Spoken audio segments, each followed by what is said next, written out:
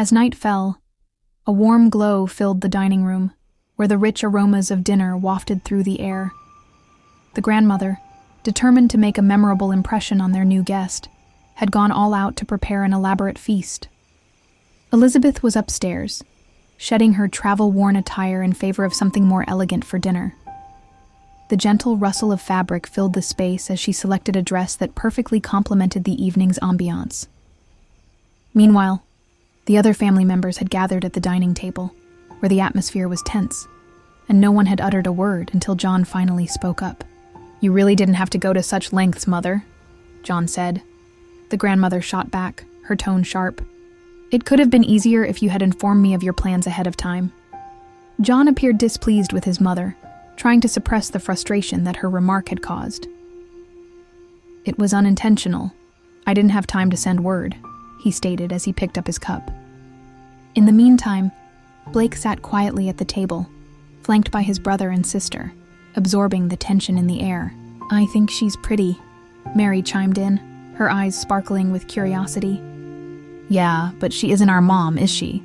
Henry retorted, his tone a mix of skepticism and youthful innocence. "Indeed, you will recognize her as that, boy," John remarked to Henry while sipping some water. "She looks young." "Who is her family?" the grandmother inquired, her gaze wandering as she contemplated the mystery surrounding the new arrival. Lizzie descended the staircase, her footsteps soft against the polished wood. As she approached the gathering below, she hesitated, her heart sinking as she caught snippets of the hushed conversation surrounding her. "I picked her up from a brothel," John stated, his tone unwavering yet burdened, something Lizzie found hard to confront. "A what?" came the shocked response from John's mother, a sharp gasp escaping her lips. Disregarding the family's response, John continued, "Someone still owed me from the previous harvest. When I encountered her, I told him I would absolve his debt if he presented her to me as a wife." "Oh, John, there must have been other choices available. Why did it have to be her?" His mother's voice quivered with disbelief as she shook her head, her eyes filled with worry. Shame washed over Lizzie with each word, her cheeks flushing with embarrassment. Clenching her fists, she shut her eyes, wishing to vanish. Silently, she retreated up the stairs, her heart pounding as she sought refuge. As Lizzie collapsed onto her bed, she pondered why she felt such a sense of shame. She had never felt ashamed of her work before. She understood that women like her had few, if any, options.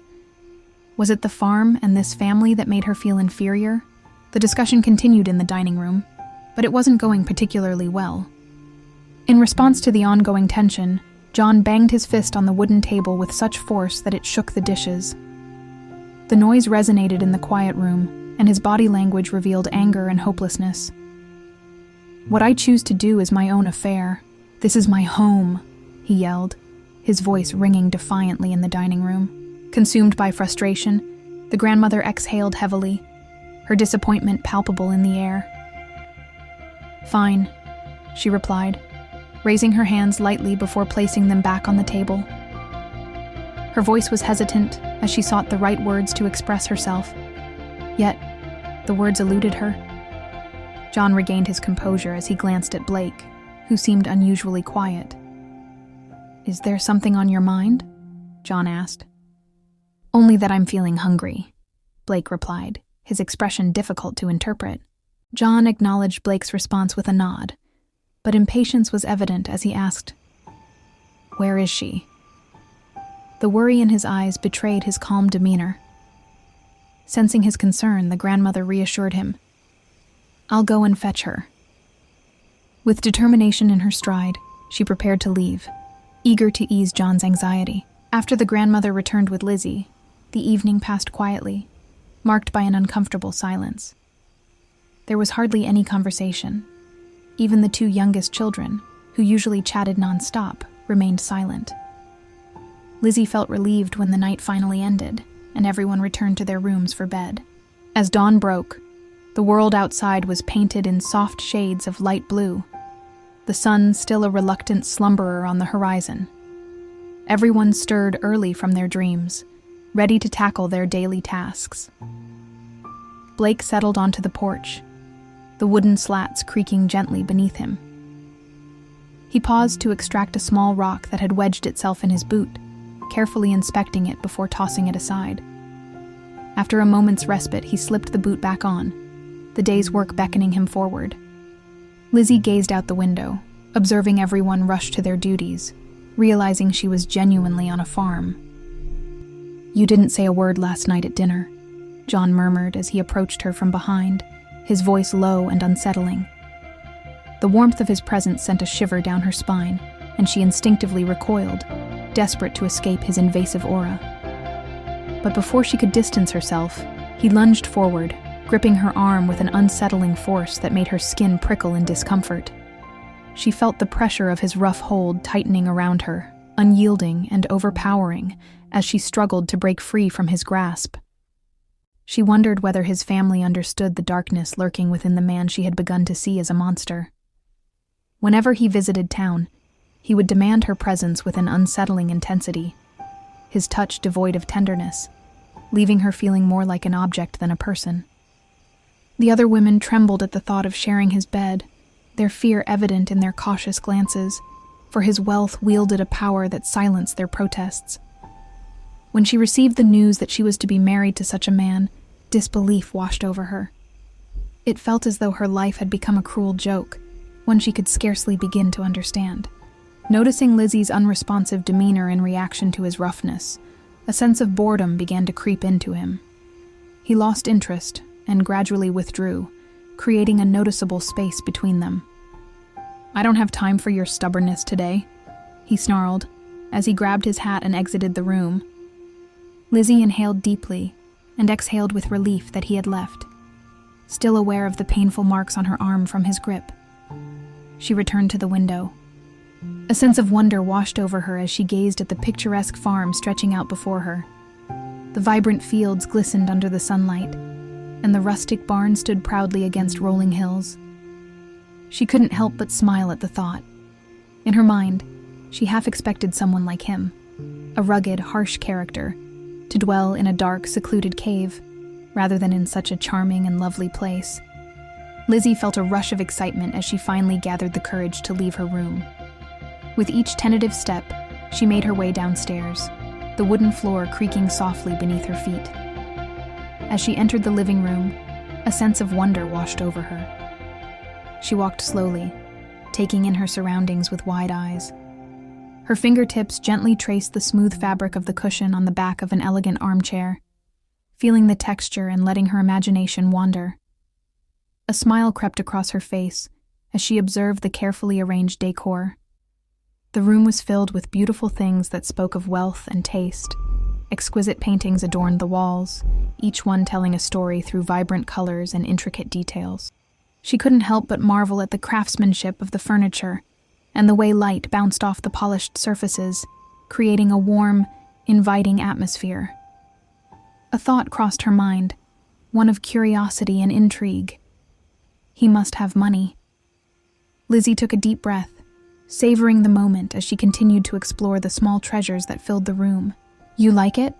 the grandmother inquired, her voice warm yet slightly raspy as she stood in the doorway. Startled, Lizzie jumped slightly, having not noticed her presence until now. Yes, ma'am, it's beautiful," Lizzie replied, her eyes scanning the intricately carved furniture that filled the room. "My husband and my late son crafted all of this themselves," Grace said, with a hint of pride in her voice as she stepped into the room. Her brown skirt swayed gracefully around her legs as she made her way towards the fireplace, the soft fabric catching the light. Lizzie's gaze followed Grace, captivated by her poise and the serene elegance with which she moved. Yet, a flicker of anxiety coursed through her. Being in the presence of this formidable woman, especially alone, made her feel uneasy. "I won't pretend that I wasn't displeased by the news of your origins," Grace said, her penetrating gaze locking onto Lizzie's. The weight of her words hung heavily in the air, and Lizzie felt a turmoil of emotions swirling within her, unsure of how to respond to the grandmother's stark honesty. After a moment of silence, Grace continued, her tone softened just slightly. "I will give you a chance to prove your worth here, at the very least." "You won't have problems with me, as long as you make my son happy," she said. Feeling an overwhelming sense of relief, she exhaled slowly, her breath escaping like a gentle sigh after being held too long. A swarm of butterflies danced in her stomach, each flutter a mix of anxiety and excitement. She thought about Grace's words, finding comfort in their meaning, yet a deeper worry lingered in the back of her mind. Keeping John happy felt like a monumental challenge, one that she suspected his mother was either blissfully unaware of or perhaps willingly ignoring. The weight of the task ahead loomed over her, but she was determined to navigate it, no matter how daunting it might be. Lizzie offered a warm smile that conveyed her agreement, and it seemed to satisfy Grace. With a slight nod, Grace prepared to leave but paused, a hint of curiosity crossing her face. "Before I go, may I ask how old you are?" she inquired, studying Lizzie closely as she noticed the youthful glow about her. Lizzie replied with a mature demeanor, "I turned 21 at the beginning of the year." The confidence she exuded was evident in her posture. 21, Grace echoed softly, more to herself than to Lizzie. She couldn't help but think how young that was. It wasn't uncommon in their community for girls to marry at a young age, but Grace couldn't help but hope her son would find a partner closer to his own age. At 43, it was important for him to connect with someone who shared more of his life experiences. "Well, young lady, welcome to Kane's farm," Grace said, her tone shifting to one of warmth and hospitality as she gestured around the room. With that, she turned and made her way out of the living room, leaving Lizzie to her own devices once more. Once she was alone, a wave of relief washed over Lizzie. She allowed herself to smile, grateful for a moment without scrutiny. With newfound freedom, she resumed her exploration of her surroundings, her curiosity guiding her as she began to snoop through the various items scattered about the room. After some time, she stepped out of the house and stood on the porch, uncertainty washing over her. She cherished the beauty of the outdoors, a stark contrast to the enclosed spaces of the brothel that had kept her inside far more than she could bear. The fresh air beckoned, urging her to embrace the freedom waiting beyond the threshold. She observed the absence of flowers in the house, and wasn't sure if it was a deliberate choice. However, she desired to have flowers in her room. Lizzie stepped off the creaky porch, the warm breeze gently brushing against her skin as she spotted Henry in the distance. He was striding across the yard, a sturdy bucket of water sloshing in his hands, droplets shimmering in the sunlight. "Henry, is it?" she called out, her voice bright with curiosity. Henry paused, momentarily taken aback. It had almost slipped his mind that their family had grown with an additional member. With a sheepish smile, he set the bucket down on the ground, the water settling with a soft splash. "What can I do for you?" he asked, genuinely eager to help. "Where do the majority of your wildflowers bloom?" she inquired. "Ah, that. Let me share the locations of the finest flowers," Henry replied with a subtle, mischievous smile. After a few moments of Lizzie concentrating on memorizing Henry's path, she finally set off on her journey. "Okay, past those tall oaks," she muttered to herself, her mind replaying Henry's directions as she walked. The sound of rustling leaves filled the air as she navigated through the dappled sunlight filtering through the branches. A sense of unease washed over her as she glanced back, only to find the house had vanished from her sight, swallowed by the encroaching foliage. "Is that water?" she wondered aloud, straining to catch the faint sound of a babbling creek nearby. Intrigued, she stepped forward, her eyes drawn to a splash of color in the distance, vibrant wildflowers swaying gently in the breeze. A wave of relief coursed through her. It seemed he had spoken the truth.